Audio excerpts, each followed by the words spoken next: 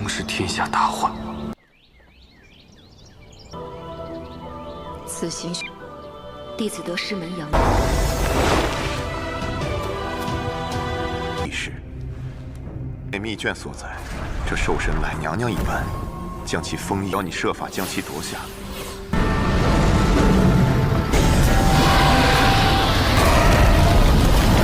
因四灵已得其三，此事我已着人去办了。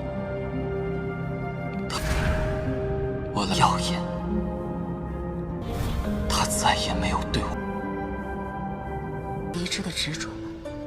我执着一次吧。这是怎么回事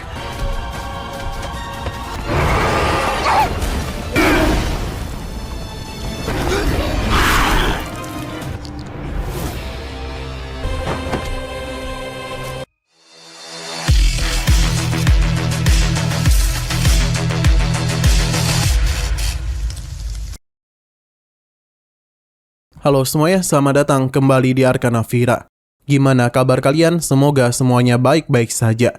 Pada hari ini kita akan kembali melanjutkan series Donghua Jet Dynasty season keempat episode terbarunya, yang mana ini adalah episode yang pertama. Di season keempat ini kita dibuka dengan Xiaofan yang terbangun di kamarnya.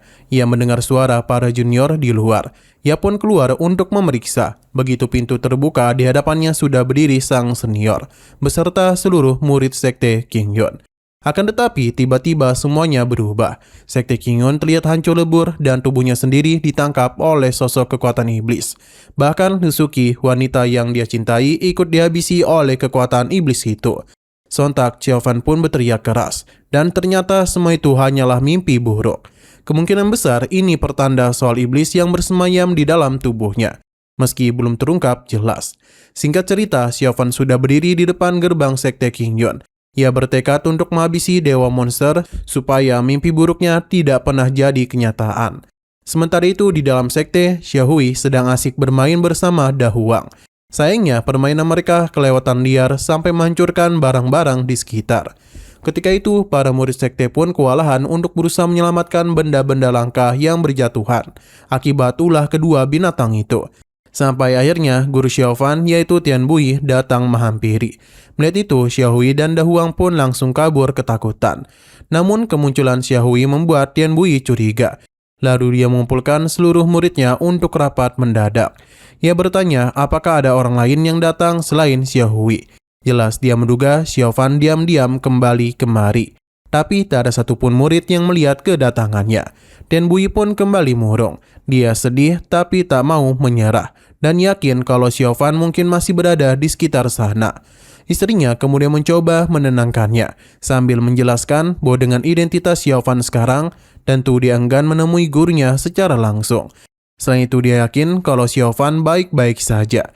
Padahal dulu Tian Bui sempat meremehkan Xiaofan, tapi lama-lama justru menaruh kasih sayang besar kepadanya.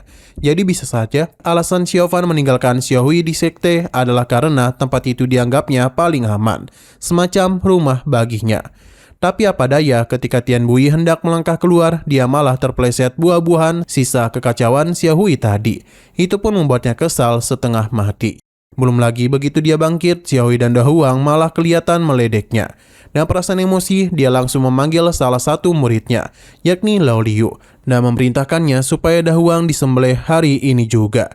Lao Liu tentu saja kaget. Teman-temannya pun langsung mentertawakannya. Lao Liu jadi serba salah karena perintah gurunya tak dijalankan. Tentu ini berisiko, tapi jika benar-benar disembelih sementara Da Huang adalah anjing kesayangan gurunya sendiri, nanti gurunya itu pasti kesal. Teman-temannya pun terus meledeknya, ada yang bilang abaikan saja perintah itu. Ada pula yang mengingatkan risiko besar kalau perintah sang guru diabaikan begitu saja. Lao Liu makin bingung. Tak lama kemudian dia melihat sosok yang lewat dan membawa pergi Da Huang. Ia pun kaget lalu memeriksa sekitar. Tapi tidak ada satupun di sana. Seolah sosok itu lenyap begitu saja. Anehnya setelah beberapa saat terdengar suara Da Huang dari dalam kamarnya sendiri.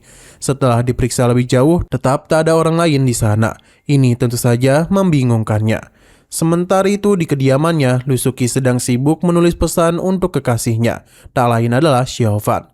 Rupanya dia ini ditugaskan pergi bersama seniornya. yakni Song Daren, untuk sementara waktu pergi menjalankan misi. Bisa jadi pesan itu semacam surat perpisahan sementara. Kita kembali kepada Xiao Fan. Ternyata tadi itu sempat menyusup ke sekte Qingyun untuk menjemput Xiao Hui dan langsung pergi lagi. Sayangnya waktu kedatangan mereka tak bersamaan, jadi Xiao Fan dan Usuki tidak sempat bertemu. 终是天下大患。此行，弟子得师门遥远。 Di sisi lain, Usuki sendiri masih agak ragu untuk melakukan perjalanan itu. Rekannya kemudian mencoba menenangkannya, mengatakan kalau Usuki tinggal tak perlu ragu untuk tinggal saja. Tapi Usuki tetap meyakinkan dirinya untuk pergi. Tak lama rombongan Song Daren pun siap dan mereka pun berangkat. Kalian tentu paham kenapa Usuki itu agak ragu. Karena ini berarti dia itu harus LDRan dengan sang pujaan hati Xiao Fan. Sementara Xiao Fan sendiri sudah tiba di klan Jin. Begitu sampai dia pun disambut seluruh rakyat setempat. Lalu tanpa banyak basa-basi dia langsung diantar menuju ruang penyihir agung. Sesampai di sana dia sekilas melihat sosok sang penyihir agung. Tapi ternyata dia sudahlah meninggoy. Dan sekarang dia itu telah digantikan oleh generasi penerusnya.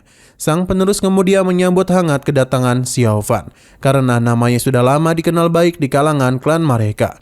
Dia juga menunjukkan abu jenazah sang penyihir agung sebelumnya, sekaligus menjelaskan adat klan mereka. Setiap kali penyihir agung wafat, abunya harus disemayamkan bertahun-tahun di bawah patung Dewa Anjing. Xiao Fan pun memberikan penghormatan. Setelah itu dia pun tampak terpukul. Menurutnya, jika saja dia tidak meminta sang penyihir agung untuk pergi membantu, mungkin dia itu tidak akan wafat secepat ini. Tapi sang penerus segera menenangkannya. Dulu gurunya sendiri sudah bilang umurnya tak akan lama lagi. Jadi cepat atau lambat dia memang akan wafat. Terlepas dari pergi atau tidaknya dia waktu itu. Sang penerus juga berterima kasih karena Xiao Fan sudah repot-repot mengutus seseorang khusus untuk mengantarkan abu sang guru kembali ke sini. Sebagai pengingat, sang penyihir agung itu dulu adalah sosok yang berusaha membangkitkan beliau. Tapi dia itu harus gagal. Karena itulah Xiao Fan merasa sangat bersalah. Sang penerus penasaran kenapa sebenarnya Xiao Fan datang kemari. Xiao Fan menjelaskan dia ingin mencari petunjuk untuk menuntaskan bencana yang belum selesai. Sebab Dewa Monster, meski sempat luka parah, dia itu berhasil kabur dan kini keberadaannya tak diketahui. Karena Xiao Fan begitu yakin bisa menghabisinya, sang penerus pun membagikan sebuah kisah dari catatan rahasia klannya. Asal-usul Dewa Monster sendiri tidaklah diketahui pasti, tapi dia itu memiliki kekuatan luar biasa kuat dan abadi. 10.000 tahun silam, ada seorang dewi penyihir yang pernah menekan bahkan menyegelnya. Dari situlah diketahui adanya 5 artefak sumber kehidupan milik Dewa Monster. Jika Xiao Fan berhasil merebut kelima artefak itu, ada kemungkinan besar Dewa Monster bisa dikalahkan. Dulu sang dewi penyihir menggunakan formasi 8 kejahatan api misteri untuk menyegelnya. Dan formasi itu berada di goa penekan iblis kuno. Mendengar hal itu, Xiao Fan berterima kasih dan berniat langsung menuju lembah Fengxiang.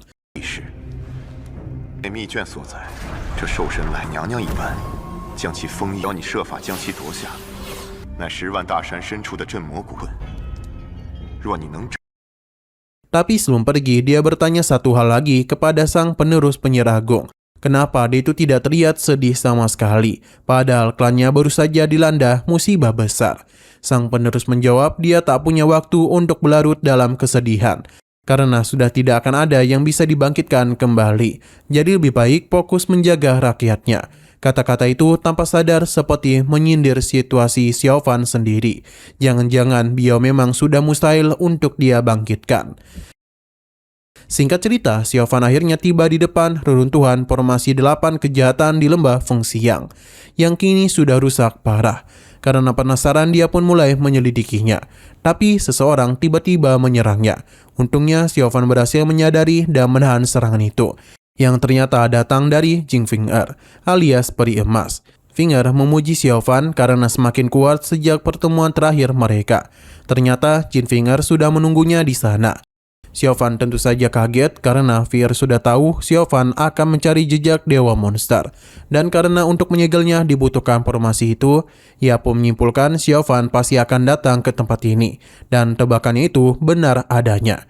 Namun tiba-tiba mereka merasakan adanya kehadiran orang lain dan segera bersembunyi.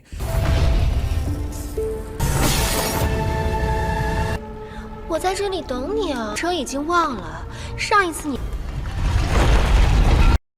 Ternyata itu adalah Yun Yilan bersama dua anak buahnya, yakni Hu Yao dan Li Sun. Yun Yilan bertanya sudah berapa lama formasi ini tidak aktif. Hu Yao menjawab sekitar 30 hari. Letusan lava waktu itu merusak formasi ini cukup parah, sekaligus menghabiskan energi spiritual milik lembah Fengxiang. Mereka juga kehilangan kunci formasi, yaitu cermin api misteri. Namun Yun Yilan pernah membaca sebuah catatan kitab Giok Fengxiang, yang di halaman terakhirnya tertulis sebuah metode berisiko, menggunakan energi kekejaman alam. Dengan kata lain, memakai darah manusia hidup, mereka bisa mengaktifkan kembali formasi itu, sekaligus memunculkan seekor monster. Hu Yao dan Lin Sun sontak terkejut. Mereka sedikit ragu karena itu jelas adalah teknik sesat aliran iblis. Tapi Yun Yilan tidaklah peduli. Di sisi lain, Raja Hantu sedang berusaha memulihkan jiwa roh yang berhasil ditangkapnya, dibantu oleh penasehatnya.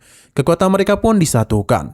Tak lama muncullah sosok naga yang mencoba melawan Raja Hantu, tapi langsung ditekan dan disegel di tempat tersebut. Raja Hantu tentu saja senang, karena kini dia sudah mengumpulkan 3 dari 4 roh yang dibutuhkan. Kalau satu roh terakhir berhasil didapatkan, jika satu roh terakhir berhasil didapatkan, dia yakin bisa menguasai dunia. Perlu diingat, Raja Hantu sebenarnya ayah kandung dari Biao. Tujuan awalnya hanyalah untuk menyelamatkan dan membangkitkan putrinya. Tapi karena kini dia sudah putus asa dan yakin Biao mustahil dibangkitkan kembali, tujuannya pun berubah total menjadi menguasai dunia.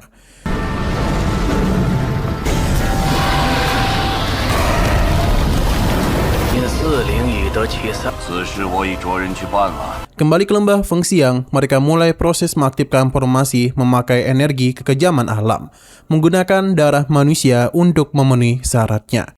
Setelah dirasa persiapan sudah cukup, Yun Yilan pun mulai memadatkan kekuatannya untuk mengaktifkan formasi. Secara tiba-tiba, Xiaofan muncul dan menghentikannya. Dia tak menyangka aliran kebenaran macam lembah Fengxiang tega melakukan hal seperti itu. Yun Yilan pun marah dan langsung berkata kalau Xiaofan itu berasal dari aliran iblis. Namun perkataan itu langsung dipatahkan oleh Xiaofan.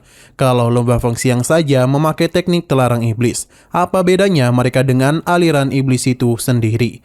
Perkataan Xiaofan jelas membuat Yun Yilan makin murka. Ia pun berniat menghabisinya karena sudah tahu rahasia sekte mereka. Hingga pada akhirnya pertempuran sengit pun terjadi. Yun Yilan mengeluarkan burung fonik, tapi Xiaofan tetap mendominasi dan berhasil menghempaskannya. Yun Yilan tentu saja marah. Tapi meskipun sudah berada di ranah alam Yuyang, dia tetap kalah melawan bocah ingusan itu. Xiaofan lalu mengumpulkan kekuatannya untuk menghancurkan altar formasi. Yun Yilan tak tinggal diam. Ia memerintahkan anak buahnya untuk menyerang, tapi semuanya kembali dihempaskan.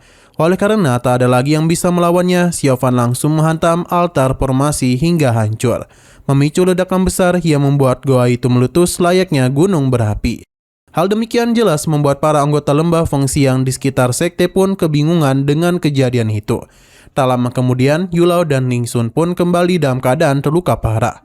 Ia memerintahkan agar anggota sekte segera memadamkan api di gunung.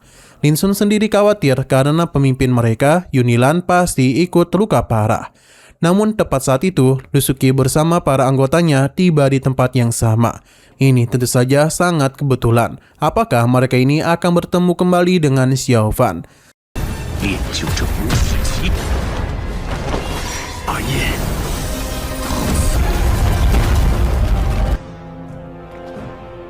Sementara itu di sisi lain, Xiaofan sudah berhasil menghancurkan altar formasi berkat bantuan Jing Finger.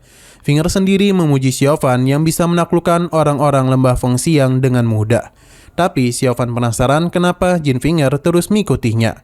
Ia pun menjelaskan kalau dia ini tahu lokasi goa penekan iblis kuno tempat dewa binatang buas dikurung. Karena hanya dialah yang tahu lokasinya, Xiaofan pun setuju untuk membawanya. Dan mereka pun pergi bersama. Sayang sekali, Xiaofan jadi tak sempat bertemu dengan kekasihnya di sana. Singkat cerita, mereka pun tiba di wilayah terkutuk perbatasan selatan. Dataran luas yang konon dihuni banyak makhluk buas mengerikan. Finger menunjuk sebuah gunung hitam, mengatakan bahwa di kaki gunung itulah letak goa penekan iblis kuno. Sementara itu, di dalam gua, ternyata Xiao Bei sudah lebih dahulu tiba. Melihat kedatangannya, makhluk peliharaan Dewa Binatang Buas pun langsung saja murka. Xiao Bei pun merasa bingung kenapa makhluk itu selalu tak suka pada manusia. Dewa Binatang Buas pun memberitahu bahwa Toti memang tak akan pernah bisa menyukai manusia. Xiao Bei pun seketika kaget mendengarnya. Rupanya sekarang dirinya sudah dianggap manusia, bukan siluman rubah lagi. Padahal seharusnya dia ini adalah siluman rubah. Dewa Binatang Buas membenarkan hal itu, karena dia tahu persis Xiao Bei berkultivasi selama ratusan tahun demi menjadi manusia seutuhnya. Padahal sebenarnya Xiao Bei tak benar-benar ingin menjadi manusia utuh, sebab pasti umurnya jadi pendek. Beda dengan siluman yang panjang umur. Dewa Binatang Buas tahu itu, tapi tetap menegaskan bahwa dulu dia sendiri juga ingin menjadi manusia. Xiao Bei tentu tidak percaya. Bagaimana mungkin Dewa Binatang Buas yang lahir dari energi jahat langit dan bumi serta abadi malah ingin menjadi manusia yang umurnya pendek? Apa mungkin itu gara-gara pertarungannya melawan ketua Daosuan dari sekte Xingyun dulu yang membuatnya berubah? Kalau kita ingat di season sebelumnya, Dewa Binatang Buas memang pernah melawan ketua Daosuan. Mendengar itu, Dewa Binatang Buas hanya tertawa. Ia mengaku bahwa keberadaannya di dunia justru adalah ulah manusia. Dulu ada seseorang yang menggunakan teknik rahasia penyihir untuk menciptakannya dari energi jahat langit dan bumi. Begitu sadar, dia langsung jatuh cinta pada penciptanya, yang kebetulan memang cantik. Meski saat itu wujudnya sendiri masihlah buruk rupa. Hari demi hari dia terus tumbuh semakin kuat, sampai akhirnya kekuatannya mampu menandingi sang pencipta. Namun sejak itu semuanya berubah.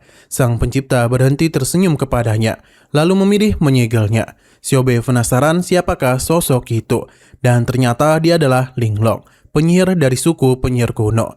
Dewi penyihir kuno yang sama seperti yang diceritakan sebelumnya.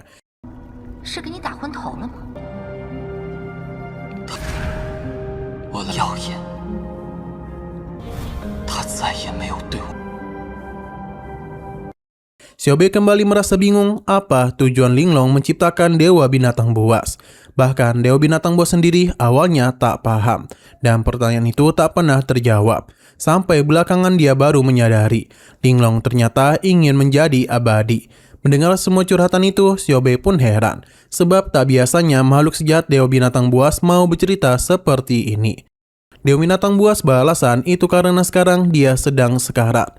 Sebab yang bisa merasakan hal semacam itu hanyalah manusia saja. Dewa Binatang Buas jadi semakin penasaran sebenarnya apa itu manusia, sampai sering disebut-sebut begitu. Kebetulan Xiao Bei ini pernah mengenal seorang manusia yang hidupnya sangat malang, penuh liku dan kesulitan, tapi tetap maju memikul semuanya sendiri tanpa mengenal kata menyerah. Dia menduga itulah wujud ketangguhan manusia yang seharusnya mustahil dilakukan. Mendengar itu, Dewa Binatang Buas melukai tangannya sendiri untuk membuktikan apakah dirinya sudah menjadi manusia atau belum. Ternyata tangannya mengeluarkan darah, tanda dia sudah menjadi seperti manusia seutuhnya. Kecurigaannya pun muncul, jangan-jangan sosok teguh hati yang diceritakan oleh Xiao Bei adalah Xiao Fan sendiri.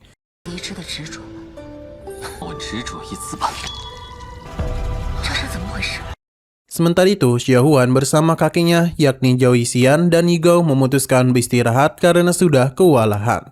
Xiao Huan meminta Yigao melepas menutup mulutnya karena di sekitar sana tak ada siapa-siapa. Yigao setuju dan ikut beristirahat. Maklum mereka ini baru saja repot membantu para pengungsi di perjalanan sebelumnya. Saat Zhao Yixian yang melihat perutnya lapar langsung menyalakan api, sebab semua bekal mereka sudah diberikan kepada orang lain. Dia meminta mereka menunggu sebentar. Yigao pun pergi mencari hewan buas untuk dimakam. Singkat cerita, hari sudah malam ketika Yigao kembali membawa seekor ikan, namun sesampai di sana, Xiao Huan dan Zhao Yixian sudah tak ada. Hanya tersisa jejak binatang siluman. Yigao pun yang curiga mengikuti jejak tersebut. Ternyata benar Xiao Huan dan Zhao Yixian sedang diserang dua siluman serigala, dan tak hanya mereka, ada banyak orang biasa lain di sana juga. Untungnya Yigao datang tepat waktu dan melukai kedua siluman serigala itu. Sayangnya ini justru membuat kedua hewan buas itu mengepung dan menyerangnya. Ini semua karena mereka kelaparan. Higao pun bertahan dengan sebatang kayu untuk bisa menahan serangan bertubi-tubi kedua serigala itu. Ketika Xiaohuan mencoba membantu, dia malah terhempas, membuat Higao semakin terpojok. Tak ada pilihan, Higao akhirnya mengeluarkan kekuatan sesungguhnya, berhasil mementalkan sekaligus menghabisi salah satu siluman serigala, hingga Xiaohuan pun aman. Namun Higao sendiri tertusuk dan terluka parah, membuat Xiaohuan sedih melihatnya. Siluman serigala yang tersisa kembali mementalkan Higao, lalu mengincar Xiaohuan dan Zhao Yixian. Saat hendak menyerang, Higao melempar batu untuk memancing perhatian serigala, dan cara itu berhasil membuat siluman itu balik menyerang. Memanfaatkan kesempatan itu, sang kakek dan Xiaohuan menggunakan teknik 5 hantu berpindah untuk menyelamatkan Higao.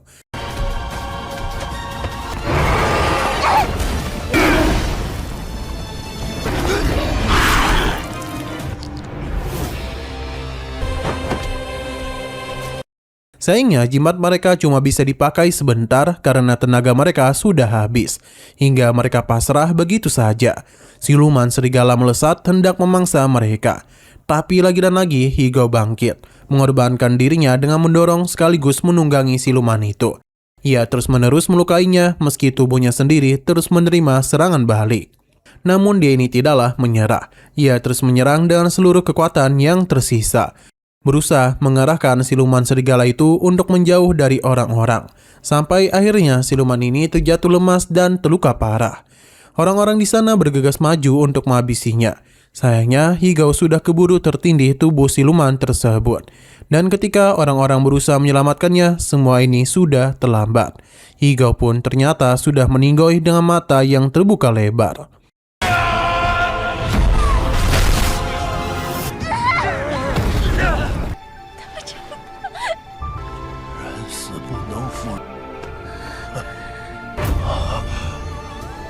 Nah, sayang sekali lagi seru-serunya, episodenya pun harus bersambung dulu. Oke, sekian dulu pada video kali ini. Untuk video selanjutnya akan segera hadir. Jadi bagi kalian yang mengikuti series ini, langsung saja klik subscribe dan aktifkan loncengnya. Terima kasih sudah menonton video sampai habis. Jika kalian suka pada video ini, klik like dan share ke teman-teman kalian tentang channel ini. Dan ditunggu aja kelanjutannya. Oke, sampai jumpa di video selanjutnya.